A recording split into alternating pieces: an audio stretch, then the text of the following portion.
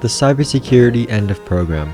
This test encompasses the many topics that were covered over the past 3 years. If you pass, you'll get college credits. It's the hardest test of your life and it will take you multiple months, if not years, to prepare. Yeah, no, I'm just kidding.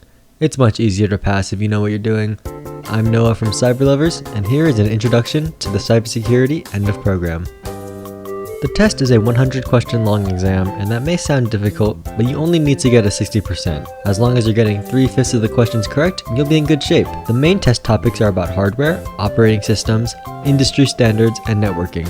Especially networking. Networking made up a majority of the content. It's also a more standardized test, which means that the test will feel unnatural and robotic. The most important thing to remember when taking one of these tests is to read carefully. So many people will probably miss out on free points because they don't read correctly. Everyone knows the feeling of getting a question wrong because they weren't careful, and it's the worst. It's important to make sure that you understand and know your information. If you know your details, you'll do fine. If you don't, that's okay.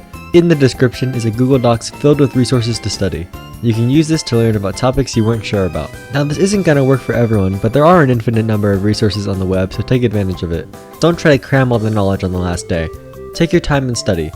Try not to stress about it too much by making it easier on yourself. Speaking of stress, the testing environment might be a little straining. The moment you enter the room, you might start to feel uneasy or nervous, but try to calm down. Focus on the test and the questions. If you run into a question that you don't know, don't panic. It's okay to not know the answer to a few of them. Remember, you're not trying to get a 100, you're trying to pass. Don't get flustered or thrown off just because you missed a question.